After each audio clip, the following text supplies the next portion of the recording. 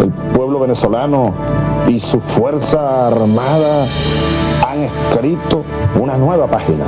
Y qué gran página para la historia venezolana a partir de este momento. Vamos a reflexionar, vamos a poner a Dios por delante. Invoquemos a Cristo, a Dios, nuestro Señor, y llenémonos de paz. Hago un llamado a que volvamos a la reunión del país. Estos acontecimientos que trajeron sangre y dolor son, sin embargo, y deben ser una gigantesca lección para todos nosotros, para que todos los sectores del país terminemos de aceptar de una buena vez y definitivamente que aquí hay un gobierno legítimamente constituido.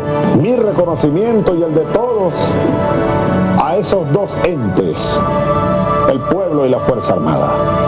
Pongamos las cosas en su justo lugar, para bien de todos, para bien de Venezuela.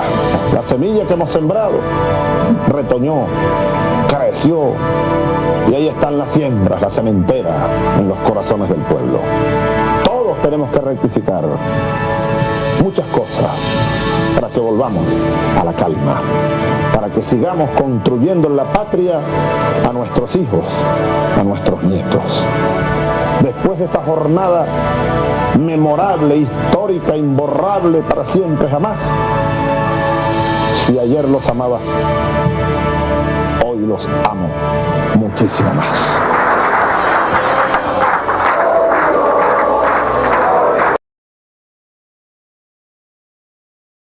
Estamos de nuevo en línea con BRICS PSUV.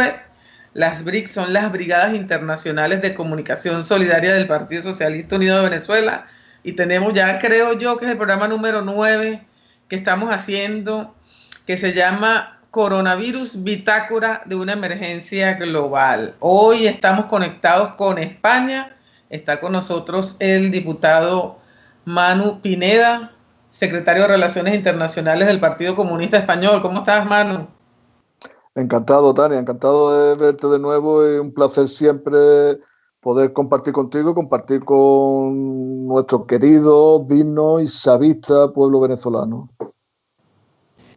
Bueno, y también estamos conectados con Nueva York. Está con nosotros Danny Shaw. Él es profesor de la Universidad Pública de Nueva York y un comunicador popular que también vino a visitarnos a Venezuela el diciembre pasado. ¿Cómo estás, Danny? Estamos bien aquí en las entrañas de la bestia, como dijo Ernesto Che Guevara. Estamos aquí luchando como siempre. Bueno, primero, lo que es costumbre, cada vez que nos conectamos así en línea, ahorita 3 países, España, Estados Unidos y Venezuela, es contarnos, ¿no? ¿Cómo vamos? ¿Cómo vamos? ¿Cómo está pasando la cuarentena? ¿Cómo está Nueva York? Estaba leyendo declaraciones del alcalde que decía, bueno, lo peor ya pasó. Y te pregunto a ti, Dani, ¿ya lo peor pasó? Mira, nosotros estamos en el epicentro del epicentro, porque eso está afectando desproporcionadamente a afroamericanos, inmigrantes, muchos de los llamados indocumentados. Entonces, es fácil para él decir eso con todos sus privilegios. Pero no creemos que lo peor pasó, está pasando ahora mismo. Entonces aquí en el Bronx y en Brooklyn, en nuestros barrios populares, ambulancias tardan en llegar, los hospitales llenos, no hay camas disponibles. Entonces eso ha revelado, eso ha desnudado el capitalismo norteamericano más que nunca. Un retrato de la desigualdad tan seria que existe.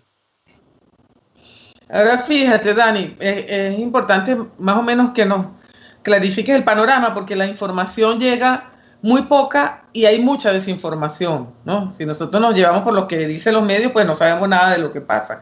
Entonces, bueno, primero las cifras, ¿no? Según lo que tengo yo aquí, son 10.000 muertes en Nueva York, 103.000 contagiados en el estado de Nueva York. En Estados Unidos pasan los 500.000, ¿verdad?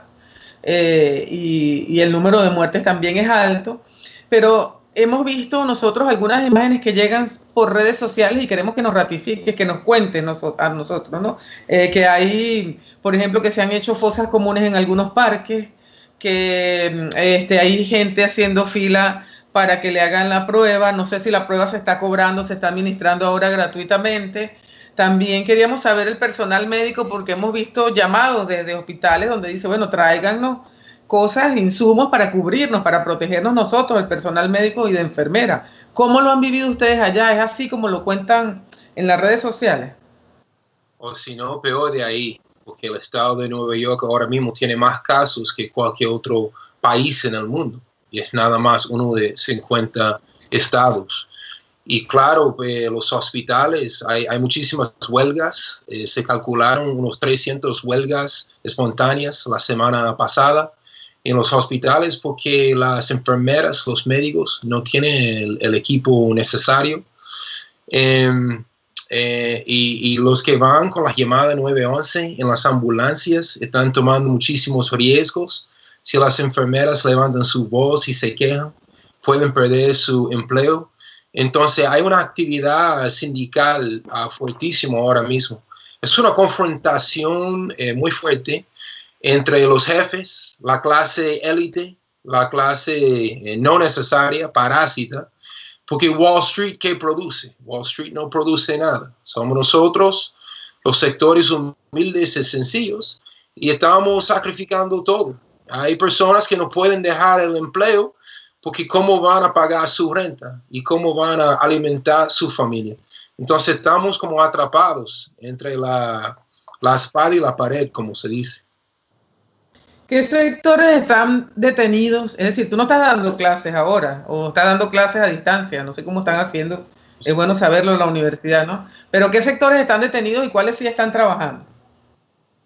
Hay restaurantes, por supuesto, el sector médico, sanitario, todavía el departamento de sanitación que recoge la basura, y la gran mayoría son afroamericanos e inmigrantes. Y de ese Camposanto, de las fosas comunes, todavía no hemos podido hacer todas las investigaciones porque la ciudad y el estado son muy, hay muchos secretos con eso.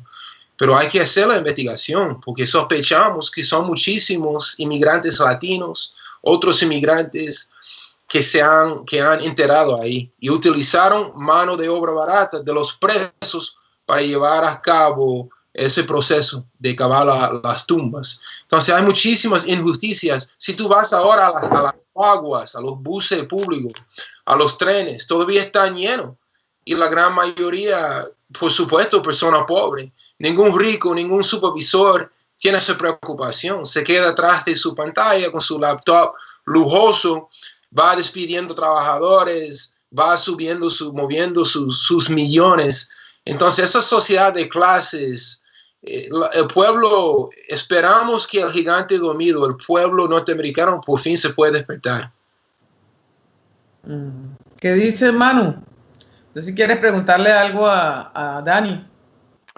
Bueno, a Dani transmitirle sobre todo mi solidaridad, porque estáis viviendo unos momentos, bueno, sinceramente todo el mundo estamos viviendo unos momentos muy difíciles y vamos saliendo como vamos pudiendo. Es dramático lo que estáis viviendo en Estados Unidos, especialmente en Nueva York. Es realmente chocante al punto de que yo en principio pensaba que era una fake news, lo de ver las fosas comunes, la isla esta, allí bueno, amontonando los ataúdes.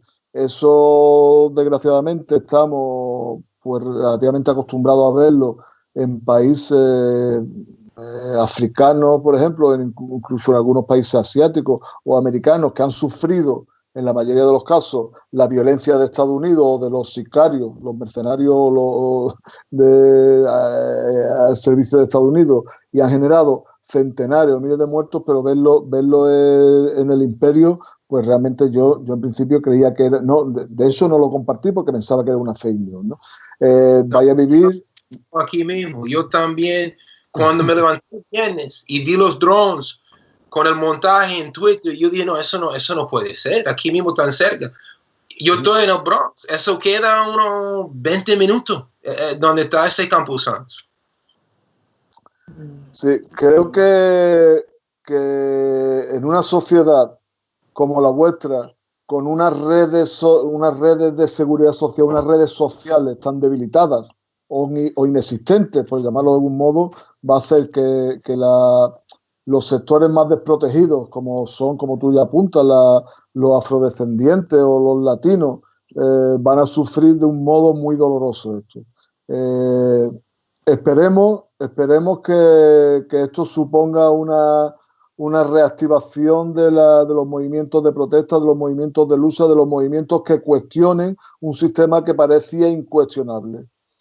Sinceramente, mucho más allá de transmitiros nuestro apoyo, nuestra solidaridad y nuestro cariño y desearos que salgáis adelante de un modo digno, de un modo aceptable, de un modo en el que no se quede nadie atrás, en el que los más desfavorecidos no se queden atrás y se vuelvan más parias de lo que son en estos momentos, pues en eso me quedo de momento. Gracias, bueno, mira. Yo quería también explicar que el gringo, nosotros los norteamericanos, yo siempre digo, yo no soy gringo, yo soy norteamericano. Esa palabra gringo viene de invasiones a México, Nicaragua, Santo Domingo, a cuántos países, ¿verdad? Preferimos la palabra norteamericana. Pero bueno, nuestra gente, aquí hay mucha ignorancia. Y el gringo tiene esas cosas de prepotencia, se cree mejor de Haití, de África, de Asia, ¿verdad? Eso ha sido como un llamado para despertar conciencia, porque hay muchos titulares ahora. Si tú eres de Nueva York, no puedes llegar a Texas, no tienes entrada en la Florida, en Rhode Island, en los estados vecinos. Nos están llamando refugiados. O sea, ¿quién iba a pensar en el corazón del capitalismo que nos iban a llamar en algún momento refugiados? Entonces esperamos que de esa experiencia, de esa tragedia humana, sí se puede despertar conciencia y que nosotros no somos intocables, porque el Trump y el John Bolton y esos otros criminales de guerra siempre se creen intocables. Y lo más triste es que el norteamericano pobre se identifica con ellos por falta de conciencia, por falta de comprensión de la situación internacional.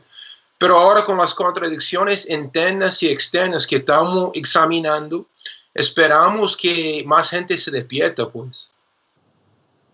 No sé si valora, discúlpame que haga una pregunta, porque no sé cómo valoráis allí la tremenda imprudencia, meteduras de pata, digo por decirlo de un modo suave, del presidente Trump, cuando recientemente anunciaba que el domingo de Pascua ya estaría todo normalizado, que las empresas iban a volver a la normalidad, que esto prácticamente era como una gripe y que no había que ponerse ni mascarilla, ni ningún tipo de protección, ni nada. O sea, son imprudencias que no la hace un niño chico y que lo más que puede pasar es que se le rompa el juguete. Estamos hablando de imprudencias que pueden generar miles de muertes.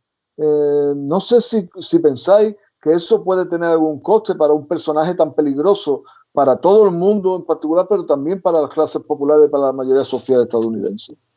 Es que la sociedad está muy dividida. Cuando Trump dio esas declaraciones, muchos salieron a decir que el coronavirus no era real, que era una gran teoría de conspiración, que eso era porque la economía iba tan bien que querían derrocar a Trump. Entonces, infelizmente, nuestro trabajo popular, de educación popular, nos queda por adelante. Tenemos muchísimo trabajo que tenemos que hacer porque el norteamericano cotidiano no habla otro idioma, no ve otro noticiero. Entonces, vivimos en un país tan mediatizado. Y si tú nada más ves CNN y Fox, tú no sabes nada de Venezuela, tú no sabes nada de Haití, tú no sabes nada de Irán. Entonces, estamos y yo hablo colectivamente, ¿no? Estamos tan llenos de odio, ignorancia, racismo, machismo, rechazo al inmigrante. Pero ese es el trabajo que tenemos que hacer. Sí, bueno, mira, yo quería primero contarles más o menos cómo vamos a hablar, saludar a quienes ya están conectados. Está conectada Nieves Colmenares, que nos manda un saludo a las BRICS PSUV. desde aquí, desde Caracas. Está conectada Geraldine Colotti, que es una integrante también de nuestras brigadas internacionales de comunicación solidaria desde Italia. Y bueno, quiero decirles también, invitarlos a que comenten, háganle preguntas. Estamos hoy con Manu Pineda, diputado, eurodiputado, diputado de Izquierda Unida y director de Relaciones Internacionales del Partido Comunista Español.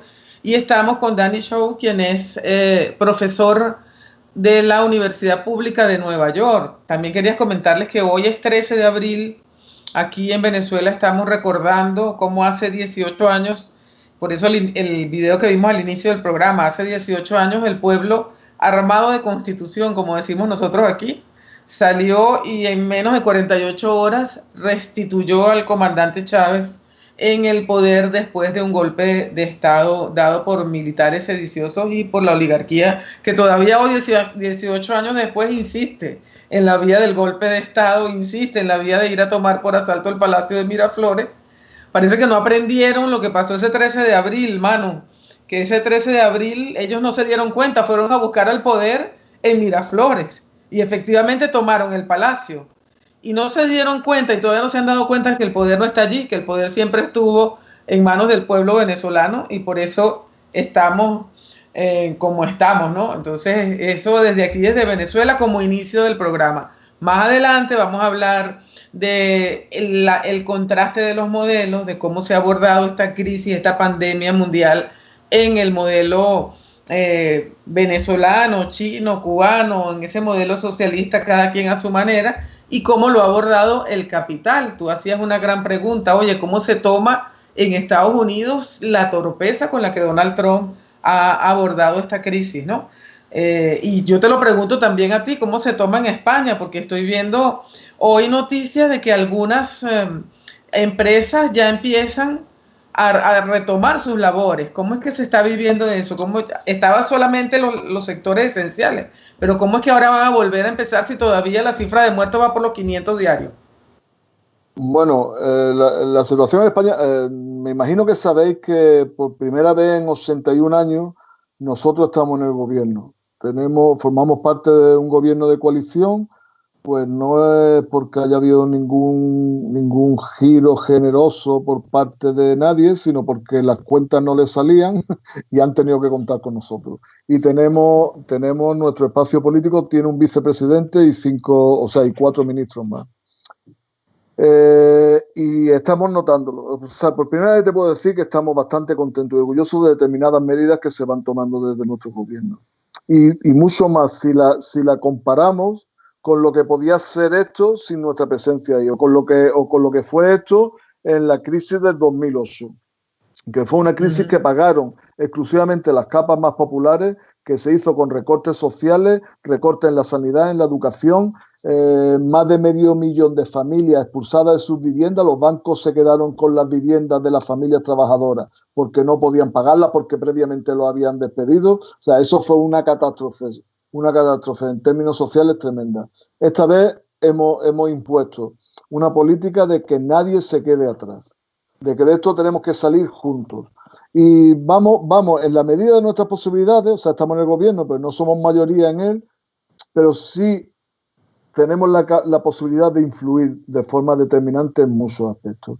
Hemos conseguido pues que de momento no esté prohibido, por ley, esté prohibido despedir a trabajadores por motivo de la crisis sanitaria esta.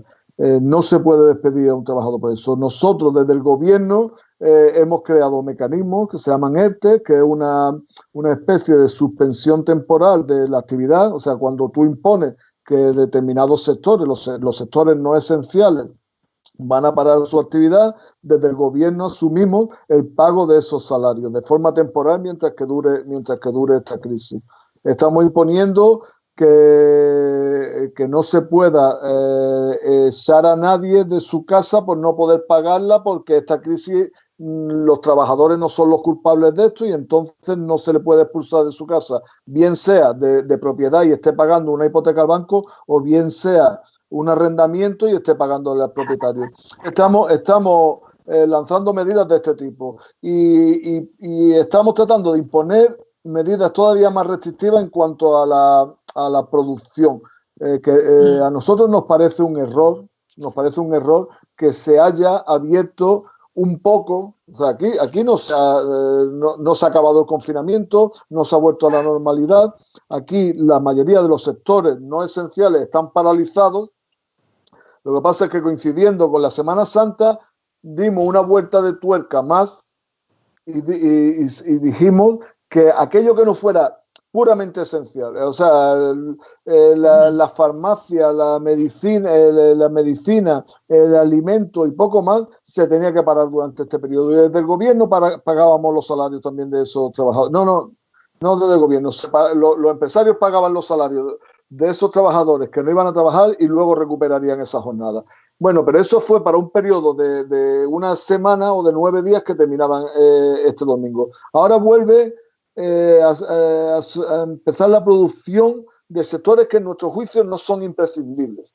O sea, determinada construcción, o sea, construcción de edificios, construcción de obra civil, que en sí la actividad no es peligrosa para el contagio, pero sí obliga a los trabajadores a tener que desplazarse en medios de transporte público donde no se pueden guardar las garantías que les permitan seguridad. O sea, cuando tú tienes que desplazarte en unos trenes de cercanía que tú no puedes garantizar que no se te acerque a nadie a menos de 2 metros, pues entendemos que es un riesgo innecesario. Nosotros apostábamos por mantener esto más tiempo. Desgraciadamente, se ha impuesto la tesis de que hay que buscar un equilibrio entre la economía y la salud. Nosotros entendíamos que había que poner por encima de todo la salud, pero bueno, hay sectores que tienen mucho peso y que de algún modo han presionado los sentidos y se ha buscado una salida equilibrada. Yo creo que no es un drama, estamos convencidos de que esto puede no suponer un giro en el avance bastante exitoso que estábamos teniendo en el combate contra este virus, y vamos a verlo porque desgraciadamente, si estamos equivocados, pues tardaremos 2 semanas, entre 10 días y 2 semanas, en ver los efectos de esto y bueno, supondría un retroceso, pero los técnicos, los científicos o muchos científicos consideran que no corremos graves riesgos con esto. Vamos a verlo. Bueno, aquí en Venezuela, por el contrario, se decretó 30 días más de cuarentena social. Eso implica una paralización de actividades, salvo las esenciales. Aquí se está lo que son servicios públicos básicos, agua, transporte, electricidad, telefonía, etcétera, lo que es producción de alimentos y lo que conlleva a garantizar el suministro, ¿no? Y el personal médico y enfermera, por supuesto, pero de resto todo lo demás está paralizado o funcionando desde casa, ¿no? Es una medida estricta porque aquí adoptamos el modelo chino, ¿no?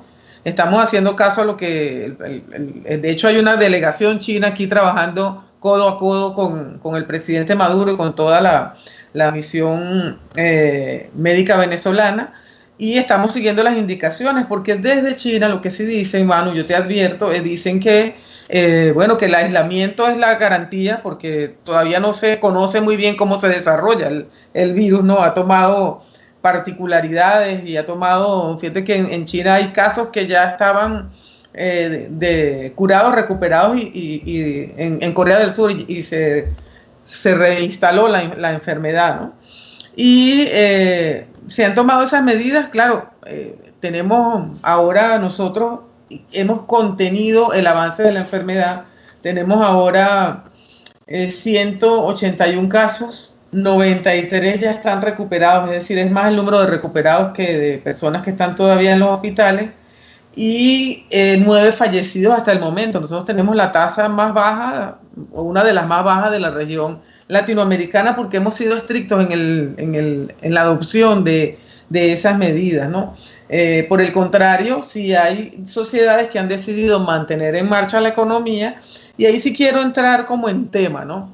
La pelea entre el capital y el trabajo, ¿quién gana en medio de esta pandemia? Entre la economía y la vida, ¿quién gana en esta pandemia? ¿No? Esa es la pregunta que nos vamos a hacer, porque lo que nos describe Dani que está pasando en Estados Unidos es que son los sectores más pobres, los sectores naturalmente marginados de la sociedad, los que van a pagar las consecuencias de una pandemia mundial. Por eso yo sí creo que es momento de hablar claramente, claro y raspado. Yo sé que en España ustedes están en este gobierno que celebramos porque hay una confluencia de fuerza y de distintas tendencias allí.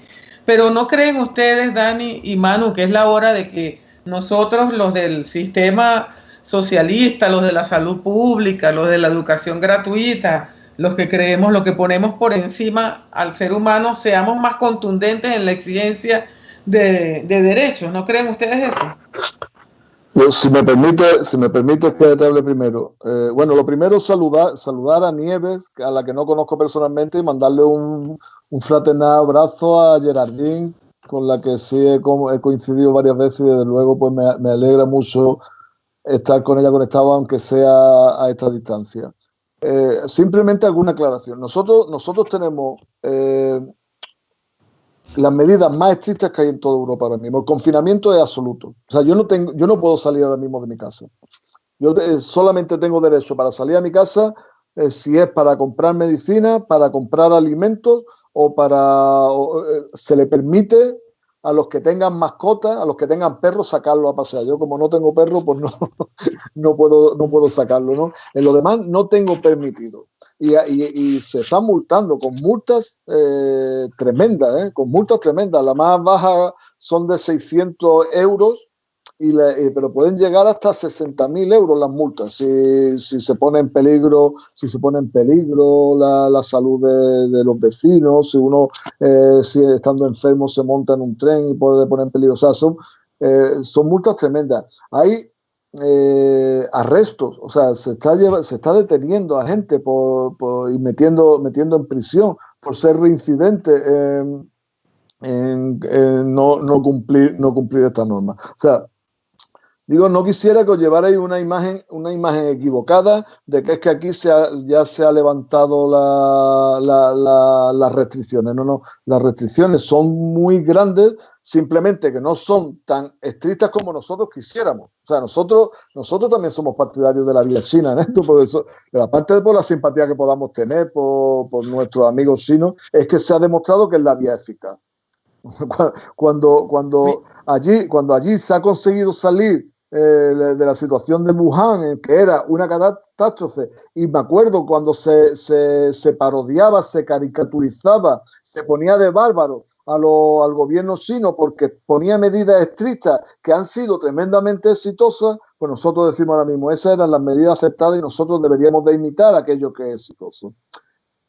Os felicitamos a vosotros porque lo estáis haciendo. Nosotros no hemos tenido la capacidad de imponer eso. No hemos tenido la capacidad. No tenemos una mayoría suficiente en el gobierno ni en el Parlamento para poder imponer estas medidas. A pesar de que te digo que las encuestas, los sondeos que se están haciendo al pueblo en general, apoya mayoritariamente esas medidas. Hoy se ha hecho una encuesta en la que más, creo que era el 81% de la población ve con malos ojos que se hayan suavizado las restricciones en la producción. O sea, nosotros desde luego coincidimos con esa mayoría de la población. Pero bueno, estamos haciendo lo que está a nuestro alcance, no podemos llegar a más. Claro, nosotros deseamos desde aquí que salga bien, ¿no? Ojalá se pueda controlar, porque España ha venido aplanando la curva, como dicen los expertos, ¿no? Han venido aplanando la curva de contagios y de muerte, y ojalá funcione bien y así sigamos de ejemplo. Lo que sí es que mandamos el alerta porque bueno, algunas cosas que podemos comentar más tarde, ¿no? Como por ejemplo el uso de mascarillas, que la vocera de salud dice, bueno, que no en todos los casos se tiene que usar, que si la persona presenta síntomas, eso es muy importante, lo han dicho aquí, pues, ¿no? Que hay personas contagiadas asintomáticas que aunque no sienten nada, no se notan enfermos ni se sienten enfermos, sí van contagiando a otras personas en el camino, y eso creo que es una de las cosas que hay que tomar en cuenta. Mira, está conectado también Pepe Blas desde Madrid. Bueno, sí, que está bien que el gobierno de coalición, pero hay acciones que están más cerca del capital que otra cosa. Geraldine Colotti que hace algunas preguntas aquí para Manny, dice para Dani, ¿qué piensa que va a pasar con Venezuela? Hay lucha entre en el Pentágono por el caso Venezuela. Ya vamos a hablar de Venezuela. Yo quiero, antes de Venezuela, hacerle una pregunta más a Dani con relación a lo que se está viviendo allá en Estados Unidos, ¿no? Porque Manu decía algo que es cierto, ¿no? Hay presidentes de presidentes. O sea, ahorita Jair Bolsonaro, Sebastián Piñera, Lenín Moreno y Donald Trump, por decir los que están acá de este lado en América, ¿verdad?, han sido particularmente descarados en su discurso con relación al tratamiento del coronavirus. Han despreciado lo que puede ocurrir con la población y las consecuencias se ven. Como hoy estamos, Beverly Serrano, que es nuestra productora, ¿verdad?, nos ha puesto como tema el tema de la verdad y la mentira, el tema del engaño mediático. Yo sí quería que insistiéramos en el discurso de Donald Trump. ¿Qué crees tú, Dani, que va a pasar con Donald Trump? Él iba a un proceso electoral que ahora no sabemos cuándo se va a producir, con las condiciones políticas y económicas que quisiéramos tu visión a ese respecto. Ese discurso bravucón, ese discurso altanero, ¿es deliberado? ¿Le genera votos en Estados Unidos? Porque hay gente aquí que dice que sí, que le genera votos en Estados Unidos. Imagínate, Donald Trump vale unos 4 billones de dólares, 4 mil millones de dólares, sus ganancias, su cuenta bancaria, ¿verdad? Entonces, un trabajador aquí, sea inmigrante, afroamericano, blanco, gana promedio 35, 45, 50 mil más o menos, ¿verdad? ¿Cómo alguien que gana tan poco, que se faja tanto, se puede identificar con un señor billonario? No tiene sentido, no cabe en la cabeza. Pero él tiene un discurso, entre comillas, popular, y hay mucha gente que se engaña. Y lo que pasa es que aquí sufrimos en esa gran democracia, entre comillas, ¿cuáles opciones tenemos? Ya Bernie no está, hay que examinar eso también. Bernie Sanders se retiró en el momento más intenso, cuando más necesitábamos esa plataforma. Bernie ya no está, aunque nunca se trataba de Bernie el candidato. Es un movimiento de la izquierda, de denuncia social y todo. Pero Joe Biden, el candidato demócrata, es otro representante fiel de Wall Street, de la clase dominante. Entonces, realmente aquí no se confía en la política. Quien ganó en el 2016 no fue Trump ni Hillary Clinton, fue el voto que no votó. Unos 100 millones de norteamericanos con la capacidad de votar no participaron porque dijeron Tweedledee, Tweedledum. Es una forma de cáncer o otra. Como quiera me muero. No voy a participar. Ahora, de un ángulo sociológico, ¿verdad? El pueblo argentino tiene su Alberto Fernández. El pueblo venezolano tiene su gobierno bolivariano. Ellos se identifican con el liderazgo. Aquí no identificamos con el liderazgo, no confiamos. Por eso hay tanta teoría de conspiración en los guetos, en los vecindarios pobres. Aquí no hay un patriotismo en ese sentido, de que yo no voy a salir para proteger al prójimo y los más débiles. Yo voy a hacer lo que me da la santísima gana, un individualismo que reina, pues eso fue lo que me enseñó el capitalismo. Y que no puedo decir esa palabra en el aire, pero que se vayan ya me están entendiendo, ¿verdad? Entonces es una sociedad muy, muy dividida que vivimos aquí. Yo no sé si te oyen bien los demás, yo te oigo entrecortado, no sé si tienes el teléfono muy cerca, que se interrumpe la comunicación, ¿no? Te oigo así entrecortado, pero no sé si Manu quiere comentar algo sobre sobre Donald Trump, su liderazgo, su papel en este momento, en la geopolítica mundial, su papel. Para mí es que es curioso, de verdad que creo que la sociedad norteamericana o estadounidense es digna de estudio y es curiosa. O sea, aquí si un presidente o un candidato tiene determinadas inquietudes intelectuales o tal, tiene que ocultarlo porque eso le genera pérdida a la hora de presentarse a las votaciones. Tengo entendido que el propio Nixon, que era un tipo que en la intimidad pues le gustaba determinada música, le gustaba la historia y no sé qué, tuvo que ocultar esto para ganar votos, porque allí cuanto más, no sé cómo decirlo, que no sea demasiado insultante, bueno, cuanto más parezca una mente simple, una mente obtusa, una mente burda, pues parece que conecta más con determinadas bolsas de votantes que parece que lo que valoran es la testosterona, la capacidad de pegar tiros, la capacidad de ser bravucón, el matón de la clase. No sé si allí tenéis un nombre para esa figura, ¿no? Aquel que tiene atemorizado al resto de los niños de la clase, ¿no? Bueno, pues eso que aquí lo consideramos un defecto odioso y que es terrible, pues allí parece que es una virtud, y que un tipo como el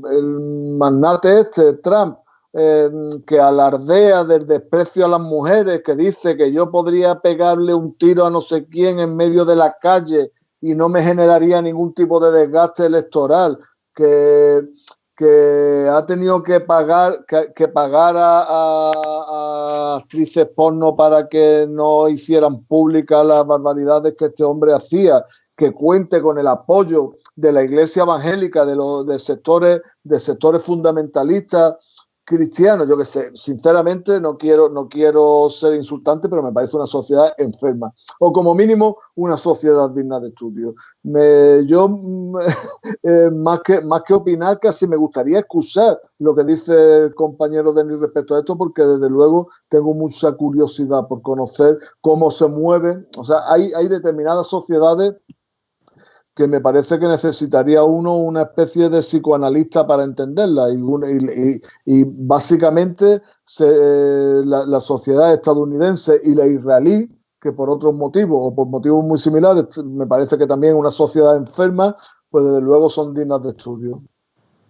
Y no, estamos 100% de acuerdo desde aquí, y nosotros vivimos esa sociedad enferma todos los días. Mira, es apenas 37% de los norteamericanos que tienen pasaporte. Aquí no aprendemos otro idioma, mientras que en Europa ustedes se crían bilingües y trilingües, son políglotas, saben diversos idiomas de diversas culturas. Aquí estamos muy encerrados como aquel caballo que va corriendo así, ¿verdad? Esa es la metáfora. Ernesto Che Guevara expresó que él tenía una cierta envidia a los revolucionarios norteamericanos porque nuestra tarea histórica es tan gigantesca. ¿Cómo vamos a confrontar esa ignorancia, esa supremacía blanca? Porque el poder de Trump se basa en eso, se basa en el odio, en tomar al inmigrante y al musulmán y a las mujeres y a la población gay como chivo expiatorio. Le echan la culpa por todo. Entonces el mismo trabajador blanco, específicamente, blanco entre comillas, porque aquí vivimos con esas cuestiones raciales. Tú vas a un vecindario, o tú vas a la prisión, o tú vas a la universidad, a una escuela pública. Tú sabes dentro de un segundo si estás en el gueto o en los vecindarios ricos. Aquí todo está tan dividido. Tenemos una cuarta parte de la población carcelaria a nivel mundial. O sea, el capitalismo ha dado tanto para tan pocos y ha dado tan poco para tantos. Entonces, la extrema desigualdad, eso es lo que nosotros tenemos que enfrentar. Mira, Manu y Dani, bueno, y los compañeros del equipo, les quiero decir que estamos conectados ahora con Radio Miraflores. Está transmitiendo esta entrevista la emisora que está dentro del Palacio de Miraflores. Y bueno, quiero saludar desde aquí a sus trabajadores, a José Manuel, que es el coordinador de la radio, y al personal que está trabajando también en este momento. También se conecta con nosotros el Consejo Nacional e Internacional de Comunicación Popular, CONAICOP, que retransmite después esta entrevista. Bueno, invitamos también a los grupos de solidaridad, porque es bueno este intercambio entre los pueblos. Estamos hablando los pueblos, no están hablando los gobiernos, no están hablando los medios, estamos hablando nosotros abiertamente de la realidad que nos llegó a la puerta, que ya no la tenemos que leer para bien y para mal, sobre todo para mal, pero tiene también una parte que nos llama a la reflexión. Ya no la tenemos que ver filtrada por los medios de comunicación, sino que la tenemos en la nariz y tenemos la obligación de mirarla todos como humanidad. Yo les quiero preguntar, ¿por qué cree Dani, por qué cree Manu que Donald Trump, en medio de la pandemia, cuando ya la realidad le toca la puerta, cuando se ve desenmascarado, decide atacar a Venezuela? ¿Cuál es la razón y cómo la percibe el pueblo norteamericano y cómo la persiguen las izquierdas, la perciben las izquierdas en Europa, Manu? Empiezo yo. Dale. Ah. Bueno, esto no es nada nuevo. O sea, esto a lo largo de la historia, cada vez que iba a decir un cacique, porque aquí cacique tiene unas connotaciones negativas. Yo sé que en Venezuela cacique tiene otras connotaciones, no es como el líder de una determinada comunidad, ¿no? Pero bueno, no sé qué palabra utilizar. El matoncito de turno, cuando tiene problemas internos, pues se busca una crisis externa, se busca un enemigo fuera y enfoca su ira ahí, y parece que eso le da rédito. Habitualmente me temo que se los da, ¿no?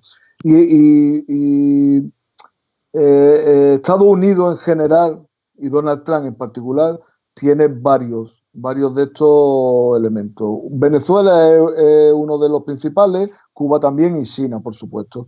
Recordáis que inicialmente hablaba con un discurso absolutamente racista, llamaba a la pandemia esta el virus chino. Ahora ha incrementado la tensión sobre vosotros con el plan de transición que no es más que una nueva intentona golpista, en el que ya tira el juguete roto que es Guaidó. O sea, si tiene alguna ventaja esta nueva fase, es que parece que ya da por amortizado al mequetrefe de Guaidó y ahora pues está en otra fase. Y bueno, y respecto a Cuba ya es tremendamente indignante. Lo último que he leído, que empresas norteamericanas han comprado una empresa que estaba llevando medicamentos a Cuba y ha comprado la empresa para que no lleve los medicamentos a Cuba directamente, ¿no? O sea, ellos necesitan tener un enemigo fuera, porque es mejor que los ciudadanos norteamericanos vean el enemigo fuera y se olviden de la situación que tienen dentro. Tienen una situación que es penosa, es quizá una de las más penosas del mundo, en donde el que no tiene para pagarse la medicina se muere en la puerta de la clínica, donde cuando uno pierde el puesto de trabajo, no solo pierde el acceso a un salario que le permita comer y pagar su vivienda, pagar la electricidad y el gas y la calefacción, sino que pierde además su seguro médico, con lo cual una enfermedad lo mata. O sea, la situación que tienen es terrible. Y entonces, ¿qué es lo que hacen? Buscar una salida para que el pueblo vea eso y se olvide del problema que tiene dentro. Si a eso le añadimos que están en elecciones, que están en un año electoral, que no tiene garantizado, porque la gestión que está haciendo de esta crisis es realmente catastrófica, solamente comparable a la de su alumno Bolsonaro. Esto no sabemos qué efecto va a tener en las elecciones, pues está clarísimo. Yo lo que espero es que se queden estos fuegos de artificio y no vaya más. No vaya más y no se le ocurra cometer un error que tendría consecuencias irreparables, tendría consecuencias dramáticas para ellos, porque sería un nuevo Vietnam. Y creo que este tío, al que podemos considerar que no es una lumbrera de inteligencia, yo tengo dudas sobre eso. Yo creo que nosotros desde la izquierda tenemos la tendencia de despreciar a la derecha, pero la derecha nos gana en estos terrenos. Pero digo, podemos pensar que este tío no es no es un tipo especialmente inteligente, pero sí confío en que tenga asesores que le quiten la tentación de llevar a cabo experimentos de este tipo. Y la clase dominante está muy dividida. La clase dominante aquí, hay partes que quieren invasión a Venezuela, hay otra parte que dicen que no, que eso sería una catástrofe. Entonces el mismo Pentágono, el Departamento de Estado, la CIA, todas esas ramas del gobierno, de la clase dominante, hay 7 divisiones, ¿no? Pero Trump se cree invencible, es una arrogancia increíble. Aunque la victoria de Biden tal vez daría un poco de alivio a Venezuela, a Cuba, pero muy poco. O sea, Barack Obama suavizó un poco la relación con Cuba, pero Barack Obama fue en el 2014 que declaró que Venezuela era una amenaza y toda esa locura. Entonces no se puede confiar ni en los liberales ni en los conservadores. Son 2 sectores y representantes fieles de la clase dominante. Malcolm X, que es como nuestro Ernesto Che Guevara, nuestro Chávez, ¿no? Malcolm X, un referente histórico, explicó que el liberal es más peligroso que el conservador. El conservador es un lobo que se puede ver de lejos, pero el liberal te llega sonriendo, es una zorra, entonces te llega con la misma intención de comerte, pero con un camuflaje más peligroso, ¿no? Entonces... Dale. Te quería preguntar, porque tú dices, hay 2 sectores, un sector que dice que sí, otro que dice que no con relación a Venezuela. ¿Quién es quién allí? ¿Quiénes son los sectores que dicen que no? ¿Qué hay detrás? Porque nosotros desde aquí, bueno, podemos decir, ahí está el sector armamentista, está el sector que los halcones de la industria petrolera, en fin, ¿quién es quién en esa división que hay con respecto a Venezuela? Mira lo que hicieron con Cuba hace unos años, ¿verdad? Barack Obama suavizó la cosa buscando una repenetración del capital en Cuba. Ellos dijeron, no vamos a rodear a Cuba de una forma nada más feroz militarmente, vamos a penetrar con capital. Entonces es cierto que hay sectores que buscan una recolonización de esa forma. Pero ahora mismo no, en la prensa aquí, los liberales no están defendiendo a Venezuela y su soberanía. Ellos también, CNN y MSNBC, esa grande prensa liberal, entre comillas, ellos repiten lo mismo que Trump. Y el público aquí desconoce, no sabe nada de Venezuela. Es una cortina de humo, como dice el compañero en España, Manu, porque ellos sí quieren distraer al público. Y el público es tan bruto, para no decirlo, que ahora mismo hay titulares que el gobierno venezolano no está dando las cifras de quién se está muriendo, que sí o qué. Se crea tanta fake news que ellos se atrevan a tratar de justificar una invasión militar en plena pandemia, que no cabe en la cabeza de uno que está despierto, necesitando nosotros hospitales y camas y medicina, tanta necesidad que ellos pretenden rodear a Venezuela ahora. Eso requiere millones y millones y billones de dólares. Y esos barcos agresivos en la costa caribeña de Venezuela, se calcula que un 20-25% están enfermos con el coronavirus. Hay más casos en un barco de la Marina norteamericana que en toda Venezuela. Entonces tal vez la naturaleza hace para nosotros lo que la lucha de clase no hemos podido hacer aquí en Nueva York todavía. Yo quisiera un matiz, Tania, si me permite.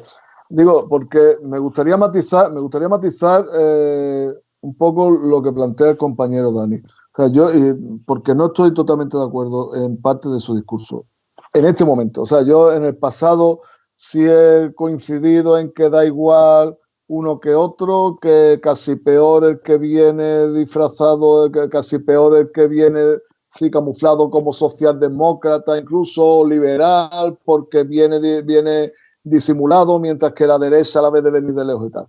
Bueno, yo en este momento creo que cualquiera que quite de en medio a Trump supone un avance, sinceramente. Yo no considero que Obama fuera un socialista ni nada de esto. Obama era un un instrumento del poder imperialista nefasto que inició 7 guerras. O sea, no tengo la menor simpatía por Obama, mucho menos por Hillary Clinton, que era una tía sanguinaria. Ahora, sí creo que Trump es bastante peor. Los demás al menos querían disimular que respetaban las reglas de juego. Los demás querían disimular, aparentar que, bueno, que el derecho internacional era, si le querían dar la vuelta, por lo menos no buscaban un atajo. Trump no. Trump le pega una patada al tablero. Se ríe de Naciones Unidas. Si la UNESCO no le da la razón en no sé qué historia, se sale de la UNESCO y le quita la financiación. Ahora quiere salirse de la OMS, declara Jerusalén capital de Israel, cargándose no sé cuántas resoluciones de la ONU. O sea, yo creo sinceramente que en estos momentos cualquier maniobra para quitar a Trump de en medio es necesaria y tendríamos que felicitar. Hombre, no tengo la menor simpatía por Biden. Por supuesto, hubiera preferido a Sanders, pero bueno, es lo que hay y sinceramente ojalá gane Biden. Ojalá cualquiera que sea quitar a este tío de aquí, porque si no nos podemos ver, como decían muchos socialistas, mucha gente de izquierda cuando ganó Mussolini, que era mejor que ganara Mussolini porque así se iba a derrumbar el capitalismo y no sé cuánto. Pues no se derrumbó el capitalismo. Que gane un fascista siempre es peor que gane uno que no sea fascista. Fíjate, Manu, hay que verlo también en contexto, ¿no? Yo en todos estos 8 programas que hemos tenido, 9 ya con siempre pongo el punto allí, ¿no? Ciertamente Trump está destruyendo, pateando, decimos aquí, todo lo que tiene que ver con el sistema mundial establecido. O sea, él no respeta ninguna norma, ni siquiera la del capitalismo, porque imponerle sanciones a países simplemente porque no se alinean a su particular manera de ver el mundo, eso rompe las reglas mismas del capitalismo, ¿no? También las instituciones democráticas y las instituciones de entendimiento entre los países. Él parece estar haciendo lo que aquí nosotros llamamos un barajo, que es que se alborota todo porque hay una crisis interna de Estados Unidos que también le está llegando a la puerta, ¿no? Que tiene que ver con el endeudamiento, que tiene que ver con la no producción, con que no se produce allí, con que una economía basada en la especulación y en el petrodólar, y por eso es que tiene tanta importancia las decisiones y lo que ocurre ahora en Venezuela. Yo quería, para ir un poquito más profundo en el análisis, ¿no?, ver que esa amenaza directa contra Venezuela, que ha venido acompañada de escarceos reales, es decir, aquí atacaron un buque de la Armada venezolana y lo hundieron. Afortunadamente no hubo muertos, ¿no? Ni hubo heridos de gravedad. Hubo una muy buena actuación ahí de la Fuerza Armada, de la Armada venezolana, pero hubo un ataque y todos los días nosotros ahora acá estamos atiborrados de información falsa, atiborrados de un ataque, de una guerra psicológica sin cuartel. Se dice que Venezuela es puente del narcotráfico y cuando todo el mundo lo sabe, las cifras de Naciones Unidas y de la propia DEA, los datos apuntan que el narcotráfico, la ruta del narcotráfico es entre Colombia y Estados Unidos por la vía del Pacífico y no tiene nada que ver ahora con el Caribe, pero bueno, sin embargo se monta toda esta tramoya mediática, se expone a nuestro presidente en un cartel al estilo del lejano oeste, poniéndole precio a su cabeza y a los líderes de la revolución, y se hace eso con un propósito, porque es que Venezuela no es simplemente el gobierno de Maduro, aunque así nos lo quieran hacer ver en los medios de comunicación. Venezuela tiene un modelo alternativo que es muy peligroso ahora para quienes quedan al desnudo con esta política, porque aquí desde el día 27 de febrero, si mal no recuerdo, déjame verificar la cifra, de la fecha, desde el 27 de febrero se decretó, se iniciaron las medidas de prevención, se decretó la cuarentena social total, ¿verdad? Además, se suspendió la actividad laboral y el gobierno asumió el pago de los salarios, el pago de los alquileres, ¿verdad?, e incluso el auxilio a la pequeña y mediana empresa. Se empezó la distribución de comida casa a casa, porque ya nosotros, como somos una nación agredida, tenemos ese sistema de distribución de comida casa a casa.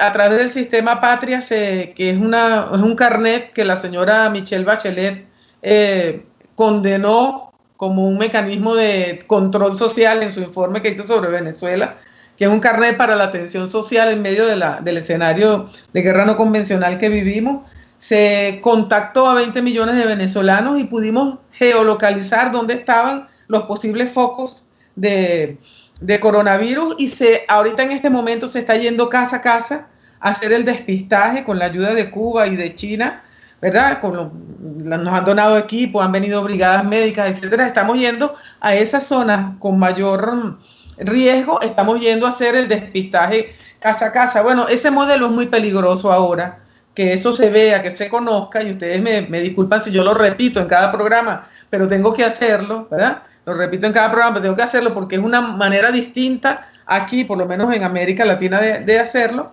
Y después está el tema geopolítico, ¿no? Venezuela tiene la principal reserva petrolera del mundo. Crear un conflicto en Venezuela sería crear un conflicto en la región, no es un conflicto solo para Venezuela. Ya de entrada es un conflicto entre Venezuela y Colombia, aunque toda la parafernalia mediática haga lo posible para impedir que lo veamos. Pero es así.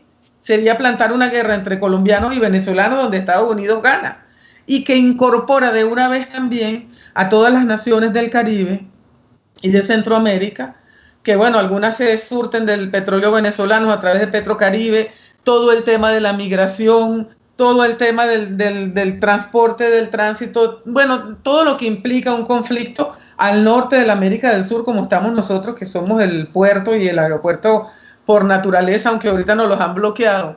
Pero bueno, todo lo que implica hay que verlo desde esa perspectiva, desde esa crisis global del capitalismo que se viene arrastrando desde el 2008 para acá y que tiene que salir por alguna manera. Y aquí se plantea otra vez la pregunta, ¿quién va a pagar la crisis? ¿La va a pagar el trabajador, el emigrante, el pobre, el negro, el latinoamericano? ¿La va a pagar Venezuela? ¿O la va a pagar el sistema que ya no soporta más y que tiene pie de barro? Esa es la pregunta de profundidad política que el eurodiputado Manu Pineda y el profesor universitario Dani Show seguramente me quieren responder. Dani. Bueno, mira, el imperialismo no se cansa. Mientras que hay un pedacito de tierra no colonizado, el imperialismo quiere avanzar y devorar a Irán, a Corea del Norte, a Venezuela, a Cuba, a Zimbabue, a Palestina, a Irak, a Afganistán. Donde quiera que haya resistencia, ahí va el imperialismo atrás. Es un apetito feroz, ¿no? Pero lo que esperamos, ¿verdad?, es que con su arrogancia, que ellos se sobreextienden por el planeta, como están ya, tienen 140 países del mundo ya ocupados con sus bases militares y sus soldados yanquis, ¿no? Con la crisis interna y con la crisis externa que siguen creando, porque no han ganado esa invasión a Irak. Hay resistencia todos los días. En Afganistán, el Talibán tiene más territorio que nunca. O sea, ellos no están ganando. Entonces, con esa doble crisis interno y externo, esperamos que por fin eso le da durísimo al capitalismo, porque aquí se siente esa crisis. Y el pueblo va despertando. ¿Cómo nos pueden ignorar aquí con nuestras necesidades? Antes de esa conversación, yo estuve con mis estudiantes. Estoy enseñando 150 estudiantes a la universidad a través de larga distancia, ¿no? Yo diría a esas alturas del coronavirus son un 33% más o menos que están enfermos o tienen tíos y padres y abuelos ya muertos o gravemente enfermos. Tiene médicos en Andorra y tiene médicos en los territorios de ultramar en Francia. Bueno, tiene médicos, creo que son 37 países afectados por eso. Esperemos que seamos capaces de cambiar esa política de alianza, que seamos capaces de buscar la unidad entre aquellos que cuestionamos la hegemonía del imperio. Creemos que es el momento, pero tenemos que trabajar con mucha inteligencia y con mucha constancia en ese terreno. No sé si perdimos a la compañera, pero yo puedo contribuir algo en lo que ella vuelva. La guerra contra Venezuela comenzó hace muchos años. Esa guerra es económica, de decir que ya te perdimos un segundito ahí, Tania, usted volvió. Aquí estoy otra vez, aquí estoy. Sí, lo que no sabemos es si se había cortado la emisión, pero a ti te habíamos perdido unos minutos. Sí, se cortó unos minutos, pero ya estamos de vuelta, Vale. Yo voy a decir rapidito y después me puede hacer la pregunta que usted tenía ahí, pero la guerra contra Venezuela ya lleva desde el 99, ¿verdad? Desde que Chávez comienza a gobernar allá. Y decirle a un pueblo que su dinero, que el bolívar, no tiene valor, sería como decir al pueblo norteamericano ahora mismo, cada dólar tuyo vale 0.00004. Yo ni sé cómo explicar eso en la matemática. O sea, una fracción de un centavito. Una fracción de un centavo, ¿no? De repente no tuviéramos dinero, no tuviéramos capacidad de comprar. Han hecho todo para sofocar a Venezuela. Y como quiera, el pueblo sigue fuerte, dando un ejemplo para la humanidad. El mismo ejemplo que el pueblo cubano ha dado por 60 y pico de años. El pueblo cubano ha sufrido en cantidad, pero siempre han resistido las crímenes de guerra de las peores del siglo XX y XXI, pero el pueblo cubano, iraní, de Zimbabue, yo estuve en Zimbabue hace un año, hay que hacer una cola de 36 horas para conseguir gasolina. Es una guerra económica que se ha hecho por tantos años contra cualquier país que se atreve a ser independiente del imperialismo norteamericano. Sí, Manu, yo perdí lo que estábamos, el comentario tuyo, pero bueno, me imagino que los demás sí lo escucharon. De todas maneras, si nos haces un resumen chiquitito. No, que digo que nosotros tenemos que trabajar con mucha constancia, con mucha dedicación y con mucha inteligencia para buscar unas alianzas que nos hagan fuertes. Nosotros estamos tratando de salvar ahora mismo, de salvar a los pueblos. Estamos trabajando, en nuestro caso, pues porque la mayoría social de España, la clase trabajadora, salga de esto en condiciones, salga viva de esto, no salgamos destrozados como salimos de la crisis de 2008. Vosotros estáis trabajando vosotros vivís en permanente asedio, estáis sufriendo un asedio medieval que no se atenúa ni en unas circunstancias como esta. Los amigos cubanos, que son un ejemplo de dignidad y de constancia en esto. Los amigos chinos, que están avanzando unas posiciones en lo social, en lo económico, que sin poner una base militar en el mundo, están ganando mucha hegemonía. Nosotros tenemos que trabajar con mucha inteligencia para crear esa política de alianza. A nosotros nos corresponde, a mí en concreto, me corresponde trabajar desde el Parlamento Europeo, desde la institución europea, digo a mí personalmente y a nuestra organización, a nuestro espacio político, para variar la política de alianza. Ha quedado claro en esta situación que Estados Unidos no es un buen socio, mucho menos un buen padrino, no lo es. Estados Unidos, en cuanto las cosas vienen mal, se encierra en su frontera y si puede te deja que te pudras sin darte ni una mascarilla ni una ampolla de medicina. Mientras que los chinos, los cubanos, incluso los venezolanos, recuerdo cuando desde la Lombardía se pidió ayuda a Venezuela, desde Italia pidiendo ayuda a Venezuela, porque saben que vosotros sois sensibles con los sufrimientos de los pueblos. Nadie le pide nada al gobierno estadounidense porque saben que eso es sembrar en el desierto. ¿Qué tenemos que hacer? Tenemos que trabajar de forma inteligente contra el imperialismo. No esperar a que el imperialismo ni el capitalismo caiga solo, porque no va a caer solo. Si esperamos a eso, lo que harán es chuparnos la poca sangre que nos quede. Mira, está Geraldine, dice aquí en Italia la llegada de un segundo equipo de médicos cubanos está produciendo un cambio en la mediática. Ella pregunta si pasa lo mismo en España y Estados Unidos, si ya se ve a los cubanos y a los venezolanos desde otra visión, ¿no? Y está desde Argentina Diego en la lucha, que también es muy activo en las redes sociales y en la comunicación, nos está mandando saludos y admiración a todos. Mira, tú dices, bueno, Estados Unidos se encierra en sí mismo y deja a los demás, pero la Unión Europea también. Se hizo la ciega, sorda, se hizo la desentendida como Unión Europea, y hay quien dice, Manu, que está en serio cuestionamiento después de la crisis del coronavirus, la Unión Europea. Y yo te quiero pedir un favor personal. La próxima comunicación que tengas con el Parlamento Europeo, oye, dile que qué van a hacer con Guaidó. Que si se lo llevamos allá y se lo presentamos, pues yo me pregunto qué haría Donald Trump si tiene a Guaidó en la puerta de la Casa Blanca en este momento. Y lo mismo me gustaría preguntarle a nuestros colegas parlamentarios, Manu, ¿qué van a hacer ahora con Guaidó? ¿Qué hacen con ese jarrón chino? Después que se desgañitaron en esa asamblea defendiendo lo indefendible. Bueno, allí tengo como compañero, él representa a la derecha y desde luego nos enganchamos, nos enfrentamos en cada debate. Tenemos al padre de Leopoldo López. Leopoldo López, claro.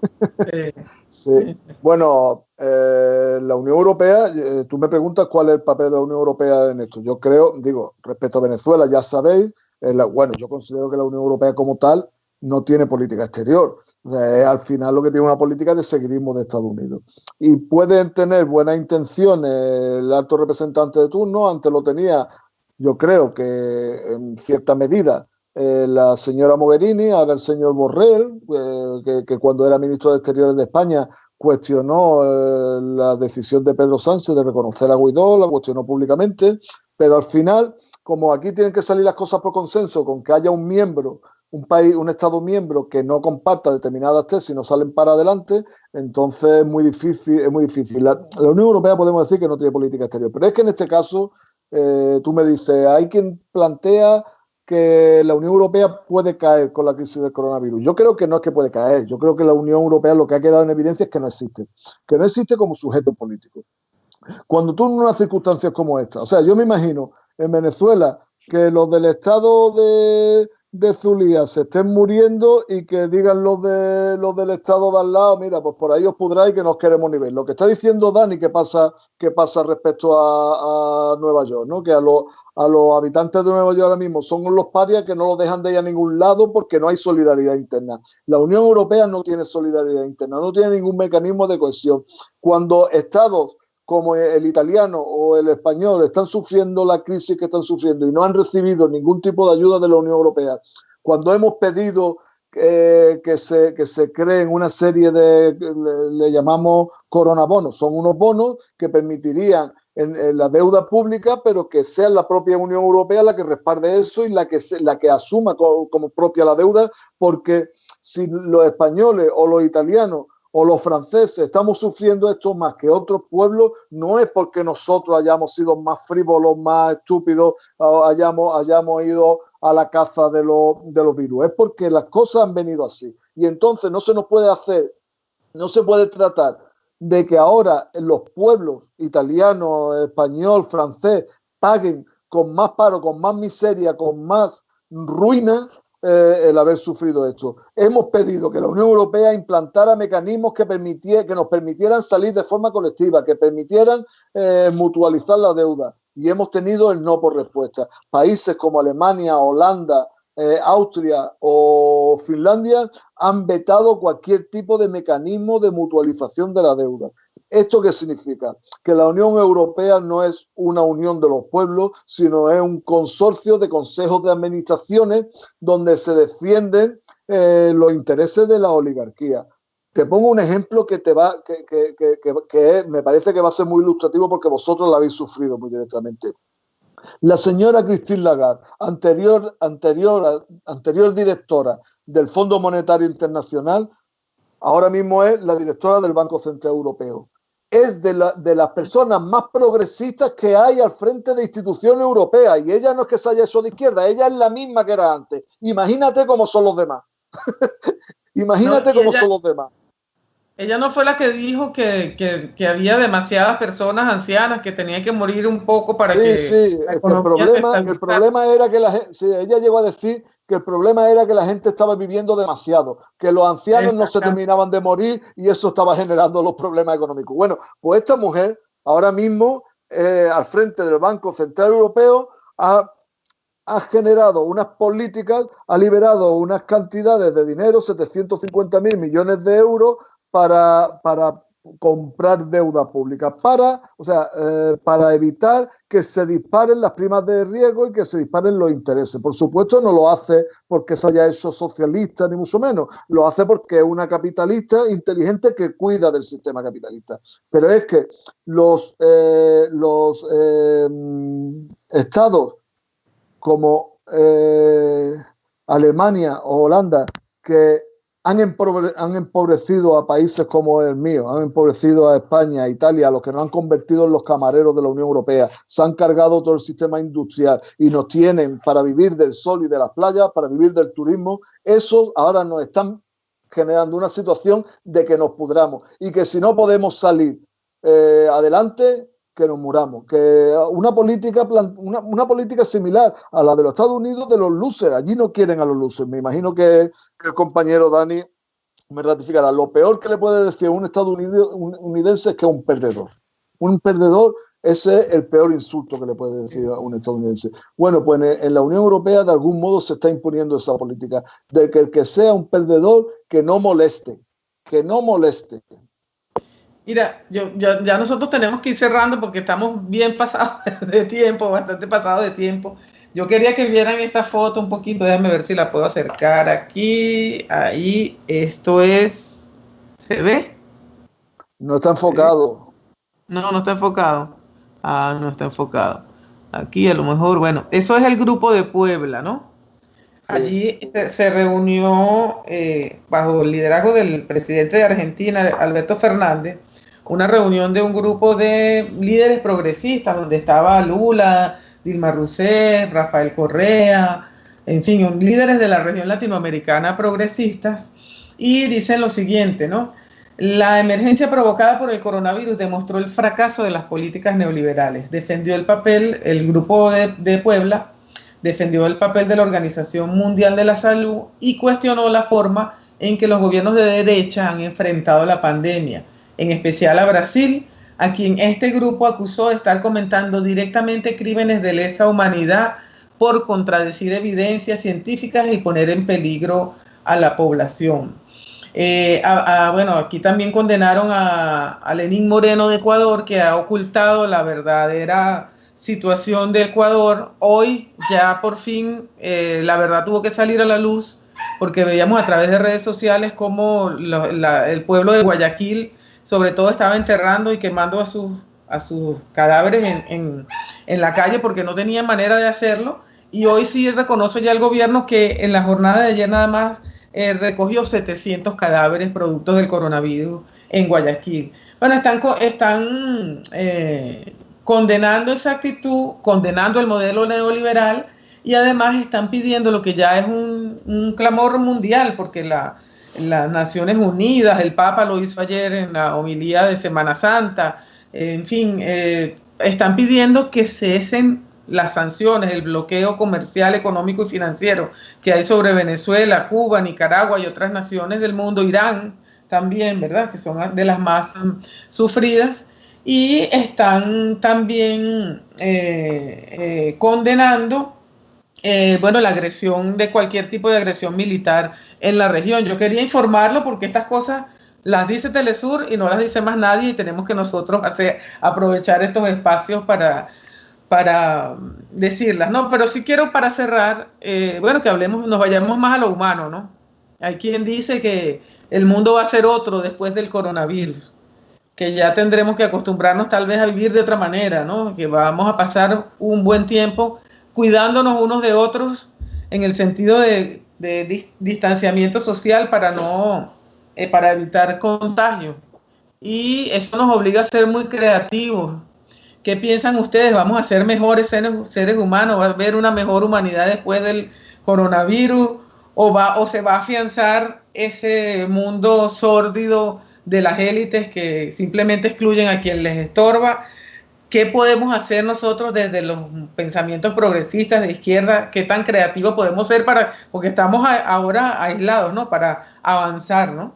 Pero ¿qué creen ustedes en definitiva? ¿Va a cambiar el mundo? ¿Va a cambiar para bien o va a cambiar para mal? Dale, hermano, yo voy atrás de usted. Vale, sin problema. Bueno, yo quiero hacer una referencia a lo que has comentado del Grupo de Puebla. En primer lugar, decirte que aparte de los líderes progresistas de Latinoamérica, que nos han dado un ejemplo durante su mandato, un ejemplo de cómo hay que hacer las cosas, que también hay algún europeo. En el grupo está Zapatero, está Zapatero, que digamos que no es que sea de mi partido, pero sí creo que es un hombre que está apostando por la unidad, por un mundo multipolar, por la paz, por la soberanía de los pueblos. Y entonces quiero reconocerlo, porque parece que uno nada más que va a hablar de los suyos. Bueno, Zapatero no es de mi partido, pero desde luego estamos muy contentos de que Zapatero esté ahí. Y felicitamos iniciativas como la del Grupo de Puebla, por lo que os decía antes. Creo que es necesario que encontremos espacios de alianza, de confluencia, en la que nos fortalezcamos unos a otros. Y desde luego todo mi reconocimiento al trabajo, al excelente trabajo que estáis haciendo en el Grupo de Puebla. La pregunta en concreto es la que tú haces. ¿Qué mundo va a salir de este? Yo creo que en esta crisis, lo mismo que casi todas las crisis, sacan lo mejor y lo peor de cada uno. O sea, aquí se está viendo por un lado, pues podemos hablar de algunos comportamientos muy egoístas, comportamientos muy insolidarios y tal, pero creo, por lo menos en el ámbito en el que yo me muevo, en el ámbito que yo conozco, creo que eso al final está quedando como algo anecdótico, algo marginal. Y lo que está saliendo es gente que se quiere, gente que se reconoce, que se aplaude. Un cariño tremendo, por lo menos, te puedo decir que en España, un cariño tremendo, un reconocimiento, unos aplausos públicos a los trabajadores de la sanidad, que son los verdaderos héroes de esto. Gente que están enfermando porque están trabajando sin las condiciones necesarias para llevar a cabo su trabajo, pero que lo hacen cada día. Gente que se está ayudando, gente que ahora mismo que no podemos saber, es que se están dando situaciones muy paradójicas, ¿eh? O sea, yo estoy conociendo a vecinos míos que no los conocía de antes. Cuando podíamos salir a la calle no nos conocíamos, y ahora nos conocemos de salir a los balcones a aplaudir, a chillar, a cantar, a reivindicar el papel de determinados trabajadores, de determinados colectivos. Yo creo que esto está sacando lo mejor de nosotros también, y tenemos que aprovechar esta impronta, porque si no, el enemigo, que no está pendiente del bienestar de los pueblos, sino que está proyectando, está diseñando cuál es el escenario para el día después de la pandemia, lo puede pudrir todo. Nosotros tenemos ahora mismo una ventana de oportunidad que tenemos que aprovechar para salir de aquí con una sociedad más cohesionada, más solidaria, más fraternal. Igual aquí se está creando una sociedad paralela en un sentido. Aquí como voluntarios tratamos de llevar comida a los ancianos con todas las precauciones, porque la policía y la Fuerza Armada no hace ese trabajo. El Estado está contra nosotros. El policía te deja ahí muriéndose de hambre, y después que tú brincas por encima del tren para entrar en el tren, bueno, tienes los 3 pesos, te meten preso. Entonces tenemos que hacer para nosotros lo que ellos nunca van a hacer. El movimiento Black Lives Matter, el movimiento Occupy, aquí hay movimientos y partidos socialistas. La represión siempre crea más resistencia. Entonces la resistencia aquí está donde quiera. Esperamos hacer esas conexiones internacionales, porque aquí como pueblo desconocemos el Grupo de Puebla y los héroes, Rafael Correa y Evo y bueno, tantos referentes, ¿verdad?, de resistencia y de esperanza. Entonces la esperanza es el último que se muere. Siempre estamos en pie de lucha. Bueno, mire, y una recomendación que le hagan ustedes a la gente en cuarentena. Una recomendación que nos haces. Bueno, que estudien, que lean, que busquen. Aquí decían, aquí hay familias que dicen, mira, he conocido a mi mujer y es buena persona, es simpática y tiene conversación. Hay familias que no se conocían, que estaban todo el día pues trabajando, uno en un lado, otro en otro, llegaban, tenían la tarea, tú tienes que hacer esto, yo tengo que hacer lo otro, tú te levantas, yo me voy, yo llego, y que prácticamente no se conocían. Que cuiden de las familias, que se cuiden, que nos demos cariño, y que estudiemos, que nos formemos, que nos preparemos y que el día después de esto tenemos que seguir trabajando para que esto que parece que están haciendo, este tipo de cariño, de solidaridad, de fraternidad, de amistad, no se muera, sino que vaya creciendo y seamos capaces de crear una sociedad más sana, más limpia, en la que ponga la vida, que ponga la humanidad, que ponga la salud en el centro y no a los negocios. Dani, ¿qué recomendación? ¿Qué haces a tus alumnos? La recomendación mía es que no se olviden de respirar, porque muchas veces por tener tantas obligaciones, estar frente a la pantalla tantas horas, se nos olvida inhalar y exhalar. Y también, como dijo el compañero allá en Barcelona, los libros, aprovéchense. Aquí hay tanto conocimiento. Yo he tenido como alrededor de 4,000 estudiantes universitarios y en ese tiempo, entre comillas, de descanso, he tratado de conectarme con todos ellos para saber de ellos. Y muchos se han sorprendido, me han dicho, pero la clase tuya hace unos 10 años y cómo tú te recordaste de nosotros. Bueno, esa es la conexión humana y que cada estudiante se cuide del otro y que haya más conexión humana, pues. Bueno, sí, yo para despedir, vale, quiero recordar al comandante Chávez porque hoy es 13 de abril y fue el día en que el pueblo y la Fuerza Armada, pueblo también, lo restituyó en el poder. Y Chávez, después que lo habían secuestrado, lo habían amenazado de muerte, casi lo matan, pues. Lo habían descalificado en todo el mundo, habían perseguido a todos sus equipos. Cuando llegó y se sentó en el Palacio de Miraflores, sacó una cruz. Y dijo, bueno, que teníamos que, en el bien del país teníamos que ser un solo país, que teníamos que reconciliarnos. Me acuerdo que le dijo así, algo así como, yo hago un llamado a todos, pero sobre todo a los medios de comunicación. Por favor, reflexionen que este país también es de ustedes, dijo el comandante Chávez.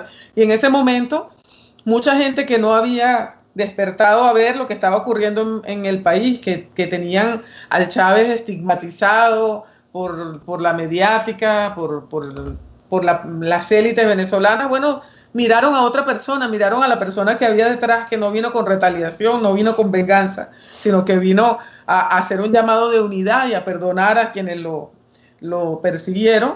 Y bueno, mucha gente cambió, pues se consolidó otro tipo de liderazgo más allá de la izquierda dura para el comandante Chávez y de los sectores populares, ¿no?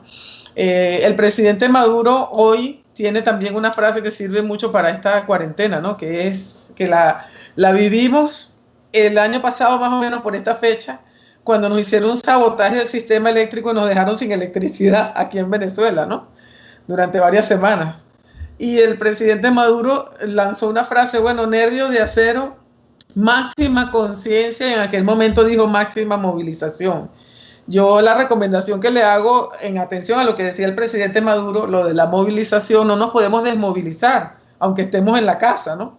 Tenemos que comunicarnos, tenemos que escribir, tenemos que hablar, hacer este tipo de contactos, sobre todo nosotros, los de la izquierda, tenemos que gritar duro y aprovechar todo el espacio que tengamos para hacer este intercambio entre los pueblos. Así que, bueno, con esta recomendación de mi parte, yo sí creo que la humanidad tiene que avanzar hacia un mejor camino y para eso estamos aquí, para construirlo, porque lo hemos hecho, somos seres humanos, y da la oportunidad de que efectivamente nos miremos desde otra perspectiva. Hay que sacar lo mejor, de lo peor hay que sacar lo mejor. Entonces con eso, bueno, yo los despido, compañeros, les doy las gracias a Dani desde Nueva York, con también Dani, bueno, muchas bendiciones, nuestros mejores deseos de que sea cierto lo que dice el alcalde, aunque yo tampoco se lo creo, el gobernador que dice que lo peor pasó, pero ojalá sea así, ojalá Dios quiera sea así, ojalá ustedes salgan de este trance tan difícil, como siempre han sido, en unidad y en acompañamiento. Y bueno, igual los mismos deseos para España, ¿no? Desde aquí nuestro abrazo y le pedimos, bueno, vamos a acompañarnos, vamos a seguirnos acompañando. Un beso, hasta la victoria siempre. Hasta la victoria siempre, Tania. Un abrazo. Un abrazo. Venceremos. Salud. Siempre Salud. hacia Bácaro a defender su voluntad. ¡El presidente! ¡Viva Chávez! Queremos a Chávez ahorita, queremos a Chávez, no queremos otra dictadura.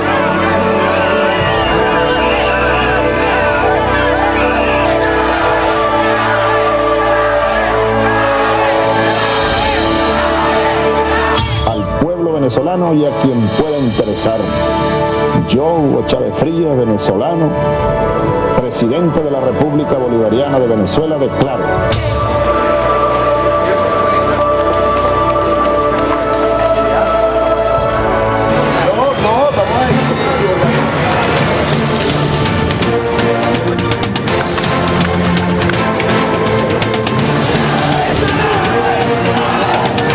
Que no he renunciado al poder legítimo que el pueblo me dio.